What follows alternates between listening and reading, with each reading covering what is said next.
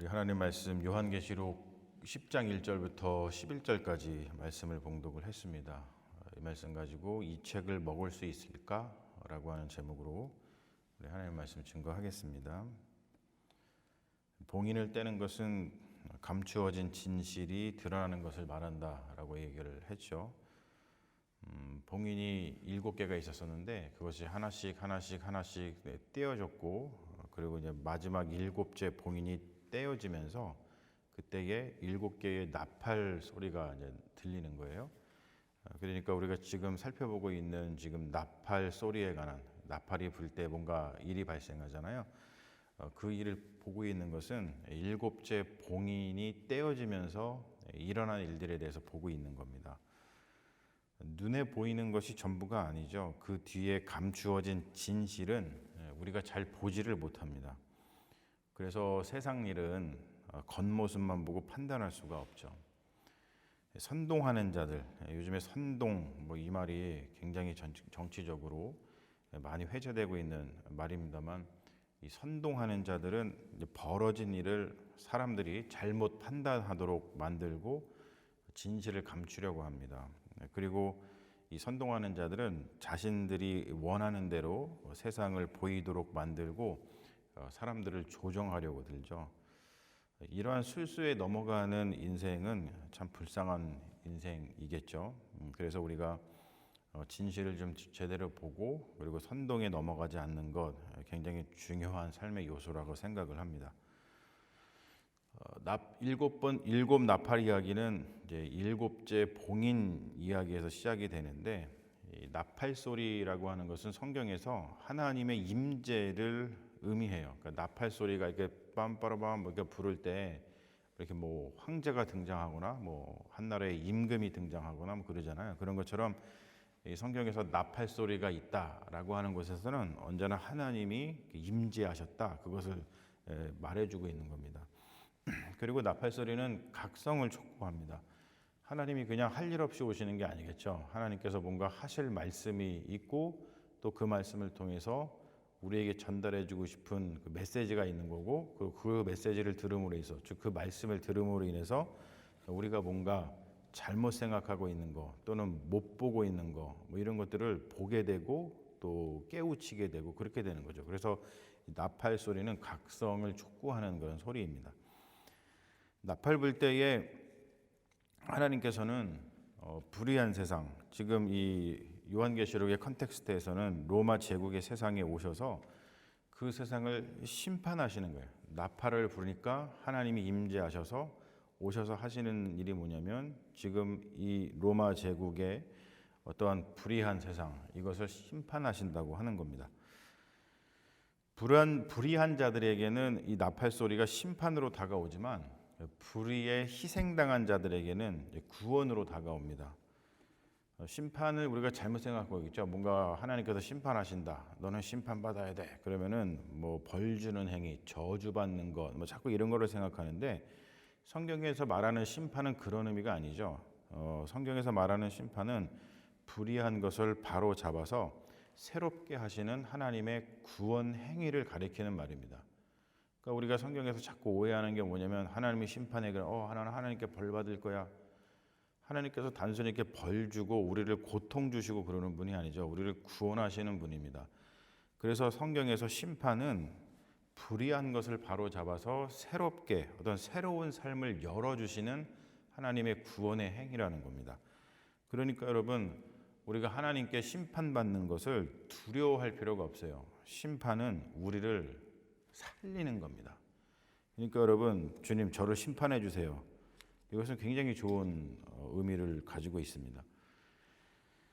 9장 13절부터 11장 14절까지가 6 나팔을 불 때에 발생한 일들에 대한 이야기를 담고 있어요. 우리가 지난주부터 6번째 나팔이 불 때에 발생한 일들에 대해서 살펴보고 있는데, 그 6번째 나팔이 불 때에 발생한 일들이 크게 3가지 이야기가 나옵니다. 지난주에 살펴봤듯이 유브라데 그 강에 결박한 4 천사를 풀어준 이야기가 있죠. 이것을 통해서 하나님께서 이제 심판을 하시고 그것이 무슨 어떤 존재인가, 이 네 제국이라 그랬어요. 이 이스라엘, 이 팔레스타인을 지배했던 네 개의 제국, 바벨론, 뭐 페르시아, 그릭, 그리고 지금 로마 제국, 그런 것들을 가리킨다 그랬습니다. 그리고 두 번째 이야기가 뭐냐면 작은 두루마리 책 이야기입니다. 그리고 세 번째가 두 증인 이야기예요. 자, 그 중에서 우리가 지금 두 번째 이야기를 보고 있는 거죠. 10장의 이야기를 보고 있는데 10장의 이야기는 이 세 개의 이야기 중에 작은 두루마리 책에 대한 이야기입니다. 자, 다시 한번 얘기하지만 이것은 여섯 번째 나팔이 불 때에 벌어진 세 가지 이야기 중에 두 번째 이야기를 가리킵니다. 자, 이 10장의 이야기를 보면은, 즉 작은 두루마리 책 이야기를 보면은 힘센 천사가 등장을 해요. 구름을 입고 그리고 하늘에서 뭐 내려왔다 이렇게 표현을 합니다. 당연히 이제 천상적인 어떤 존재를 가리키는 거겠죠. 그런데 10장에서 이 힘센 다른 어떤 힘센 천사를 이렇게 묘사하는 것을 보면은 우리가 흔히 알고 있는 어떤 천사들하고 좀 다른 모습을 취하고 있습니다. 그렇게 표현하는 이유는 뭐냐면 지금 이 천사가 굉장히 특별한 그런 임무를 맡았고 그것을 수행하는 중이다라는 것을 표현하기 위해서 우리가 알고 있는 어떤 천사의 모습과 다른 모습을 표현하는 겁니다. 이 천사가 어떤 일을 하냐면은 작은 두루마리를 들고 내려와요. 근데 여러분, 우리가 지난 5장에서 살펴봤습니다만 이 힘센 천사가 손에 지금 들고 있는 이 두루마리는 이 5장에서, 지난 5장에서 나오는 그 봉인된 두루마리를 가리킵니다. 천사가 두루마리를 들고 그리고 땅과 바다를 딛고 서서 말을 하죠. 그 두루마리는 우리가 5장에서 살펴봤습니다만 이 봉인되어 있는데 이거를 누가 떼지 막 이렇게 울고 있었었는데 어린 양, 즉 예수 그리스도께서 그 봉인을 떼가지고 그 두루마리에 어떠한 내용이 담겨 있는지, 그 두루마리가 어떠한 메시지를 우리에게 전달해주고 있는지를 이렇게 밝히 보여주셨죠. 바로 그 두루마리입니다. 그 두루마리를 들고서 천사가 땅과 바다를 딛고 서서 말을 한다는 거예요. 그러니까 온 세상에게, 온 우주에게 말씀한다는 뜻이겠죠. 그가 말하는 소리가 7 우레가 소리를 내어서 말하는 것 같이 컸다 그래요. 또 천둥 소리 같았다는 거죠. 여러분, 우리가 천둥 소리를 들으면 어때요? 깜짝 놀라잖아요. 그러면서 자다가도 깜짝 놀라고 이게 무슨 일이지? 이렇게 분명히 반응을 합니다. 그러니까 하나님의 말씀은 그렇다는 거예요. 우리가 하나님의 말씀이 딱 선포되면 천둥 소리가 치는 것처럼 우리가 들어야 되는데, 사실 우리가 다 귀 막고 살고 있어가지고 하나님의 말씀이 천둥 소리처럼 들려도 이게 잘 깨지지 않아요. 이 진리의 소리가 너무나 크다 보니까 오히려 우리 인간들이 들을 수 있는 어떤 데시벨이라는 게 있잖아요. 이 들을 수 있는 범위, 막 그것을 벗어나서 우리가 못 듣는 것 같은 생각이 듭니다. 그래서 이런 것들을 보면은 신앙이 무엇이지라는 걸 생각할 때 신앙은 이 소리를 듣게 만들어 주는 것이다.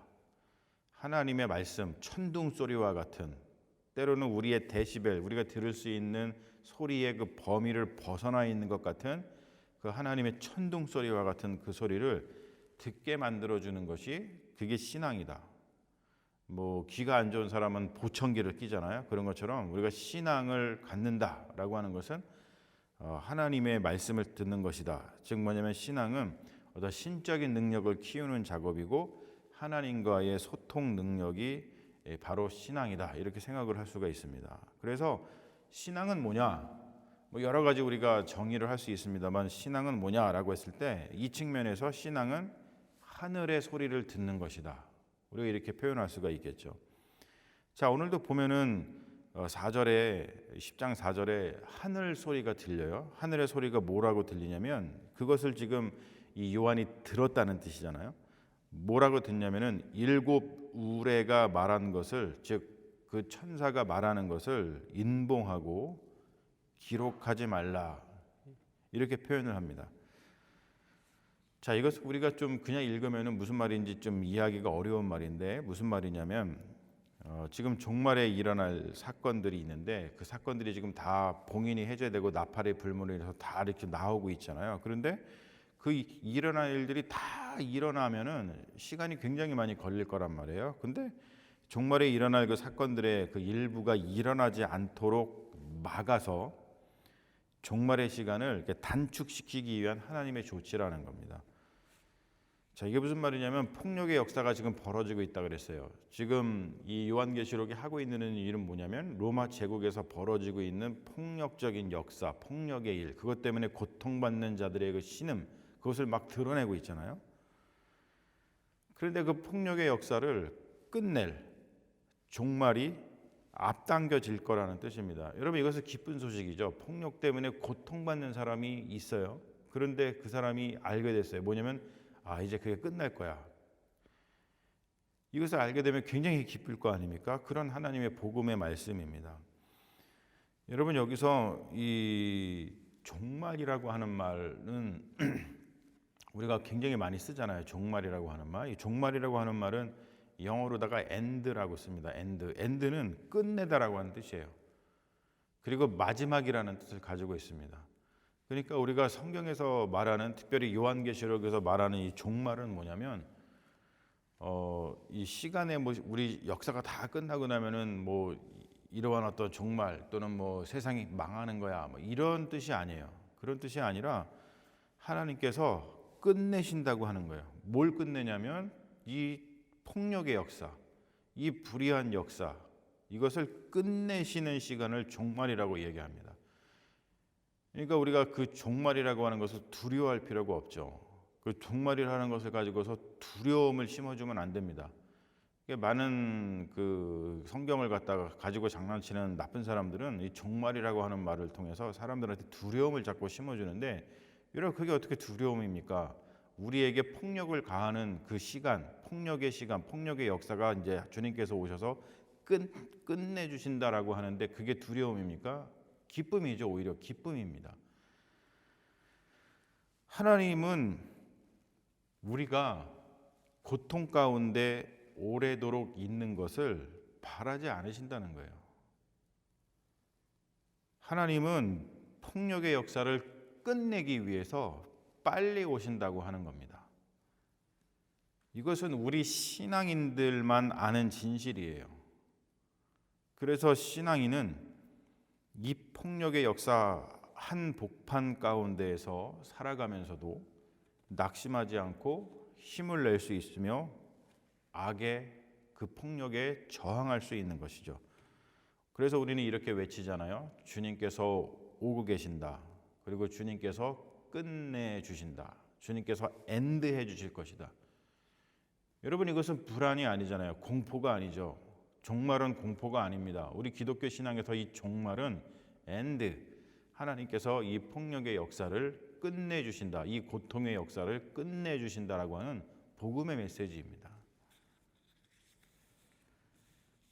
6절에 보면 하나님 이렇게 약속하시잖아요. 지체하지 아니하리라. 지체하지 아니하리라. 악한 일을 아무렇지도 않게 저지르는 그 지배자들은 역사가 그냥 이대로 변하지 않고 자신들에게 우호적인 방법으로 진행될 거라고 착각을 합니다. 그러나 하나님께서는 이 불의한 역사, 폭력의 역사를 그냥 내버려 두지 않으신다고 오늘 말씀이 증언하고 있는 거예요. 하나님께서는 반드시 심판하고 끝내신다는 거예요. 그래서 악 때문에 신음하는 자들을 신원해 주신다는 것이죠. 여러분, 강력한 소망입니다. 강력한 메시지죠. 그러면 여러분, 우리가 삶 속에서 어떤 악한 일을 보고 또 그 악한 것 때문에 우리가 고통받고 있다면 이렇게 기도해야 되는 거예요. 뭐라고 기도해야 되냐면, 주님 어서 오셔서 끝내주소서. 여러분, 이게 기독교의 종말론적인 신앙입니다. 종말론적 신앙은 막 뭐 세상이 막 다 뭐 망하고 우리가 막 고통당하고 뭐 또한 뭐 불심판이 일어나고 이런 아주 흉악한 그런 상상력을 자꾸 그런 흉악한 이야기를 하는데, 그것이 아니라 주님께서 이 고통을 끝내주신다.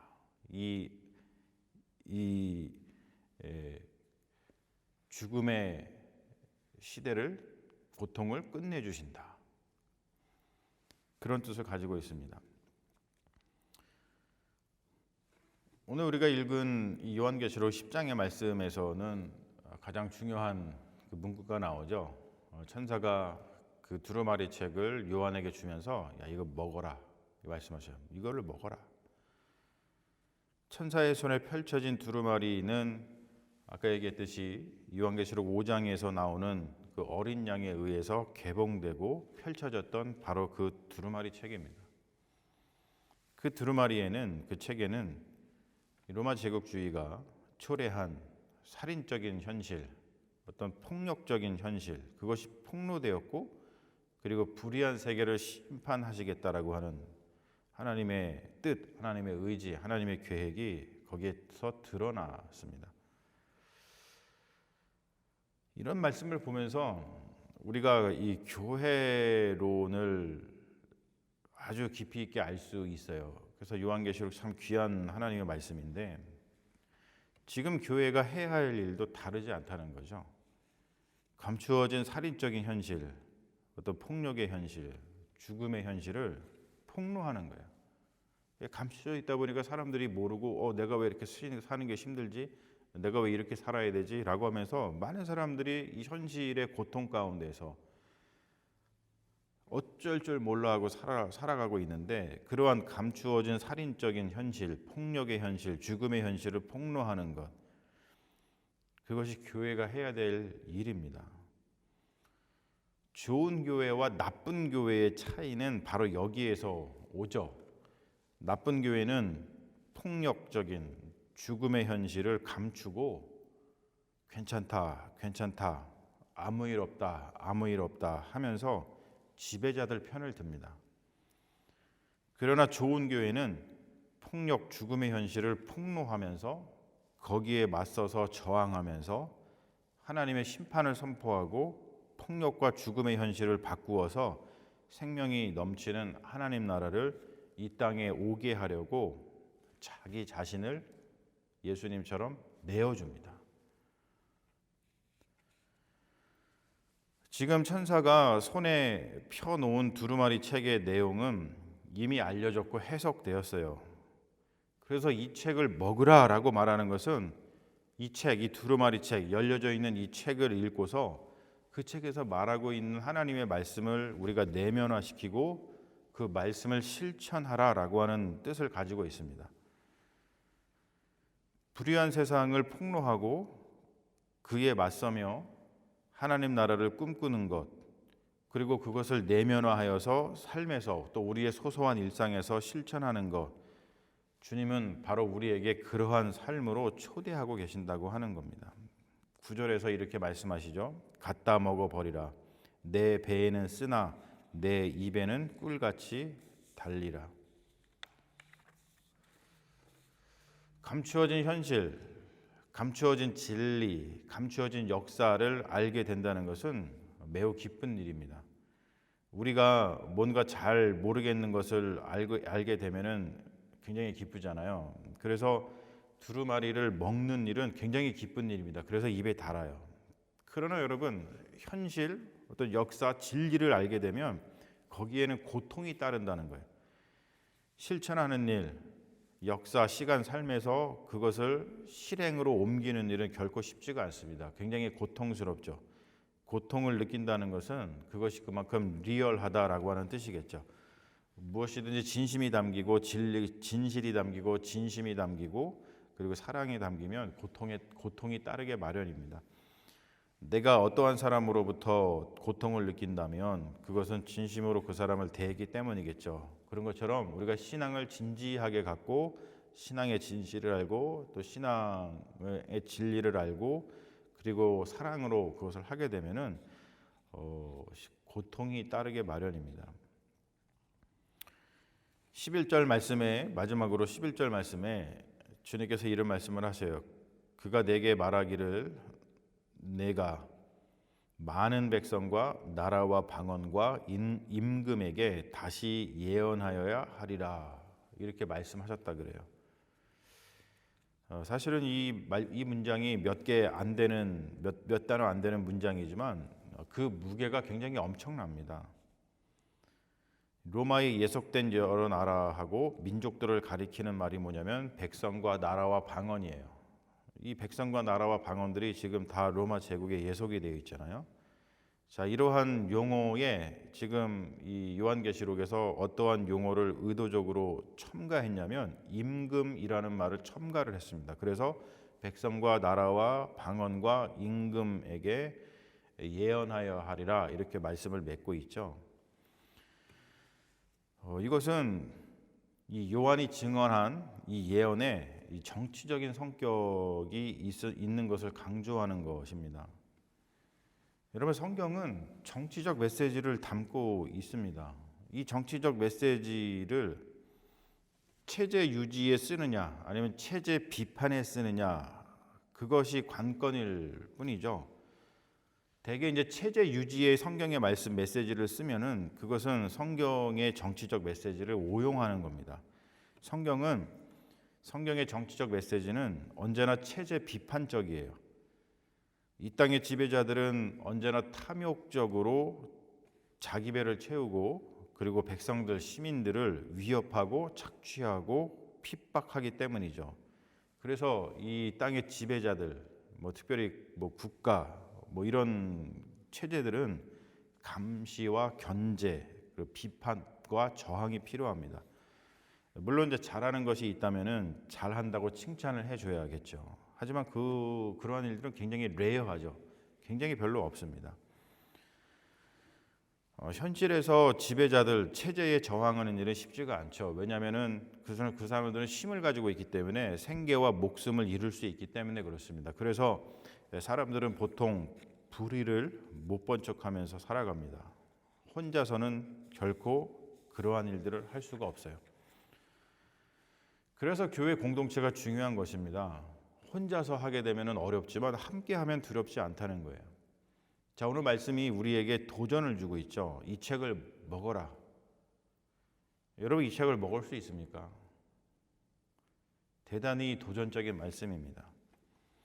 성경을 정직하게 읽으면 성경은 정치적인 메시지예요. 즉 뭐냐면은 지배자들과 체제에 대한 비판과 저항의 목소리를 냅니다. 그렇다 보니까 교회에서는 그러한 것들이 위험하다고 생각을 하거나 아니면은 갈등을 일으키지 않기 위해서 성경의 메시지를 개인적인 영혼의 평안이라든지 가족의 안위를 돌보는 말씀으로 축소시킵니다. 대개 교회에서 이 요한계시록의 말씀은 설교되지가 않아요. 그리고 어떤 사람들은 교회에서 왜 정치적인 이야기를 하냐고 발끈하기도 하죠. 그래서 대개 교회에서는 어떻게 메시지가 나가냐면 무색무취, 그 메시지로 탈바꿈을 시키거나 아니면 양비론, 너도 틀렸고 너도 틀렸어, 이렇게 양비론 또는 무관심, 관심이 없는 것처럼 그냥 우리 교회나 잘 되면 되지, 우리가 그냥 잘 먹고 잘 살면 되지, 이렇게 하고 맙니다. 하지만 여러분, 우리는 좀 분명하게 구분할 필요가 있습니다.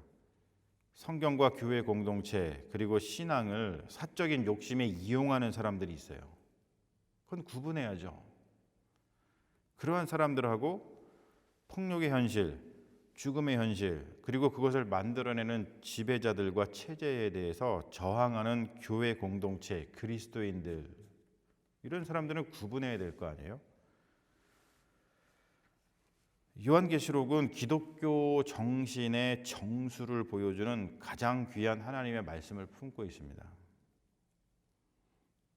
이 말씀을 오늘 우리에게 주시면서 주님께서 도전하고 있는 거예요. 이 책을 먹을 수 있느냐? 이 말씀을 먹을 수 있느냐? 저는 오래전에 이 책을 먹었습니다. 이 요한계시록에서 보면은 사도 요한이 어떻게 합니까? 먹잖아요. 그 말은 뭐냐면은 이 책을 읽는, 요한계시록을 읽는 그리스도인, 모든 그리스도인은 이 책을 먹으라는 뜻이에요. 저도 예전에 오래전에 이 책을 먹었어요. 진실로 입에는 달고 배에는 씁니다. 여러분들도 이 책을 먹기를 주님의 이름으로 권면합니다.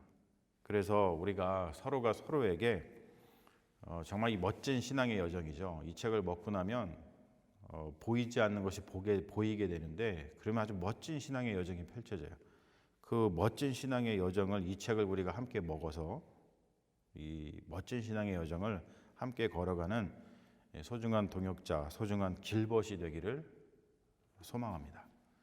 우리 같이 기도하겠습니다. 아버지 하나님, 주의 말씀을 봉인된, 하지만 이제는 펼쳐져 있는 주님의 말씀, 그 말씀을 우리에게 주시고 이 하나님의 말씀을 먹으라고 우리에게 도전하시는 이 귀한 말씀을 저희들이 봅니다. 주님, 이 말씀을 저희들이 먹게 하여 주시옵소서. 그래서 먹은 후에 펼쳐지는 그 멋진 신앙의 여정을 우리가 예수 그리스도와 동행하는 믿음의 자녀들이 되게 하여 주시옵소서. 그래서 이 땅에서 벌어지고 있는 불의하고 폭력적이고 살인적인 그 일들을 우리가 올바로 바라보고 그것에 저항하면서 하나님의 심판을 선포하고, 그리고 이 땅을 하나님의 나라로 바꾸어 나가기 위해서 우리 자신을 내어주는 믿음의 자녀들이 되게 하시고, 그 길을 걸어갈 때에 외롭지 않게 하시며 우리가 서로가 서로에게 길벗이 되어주고 동역자가 되어주는 믿음의 자녀들 되게 하여 주시옵소서. 주님께서 우리에게 주신 말씀 우리가 먹고 거듭나게 주님께서 은혜 내려 주실 줄로 믿으며 우리를 구원하신 예수님의 이름으로 기도합니다. 아멘.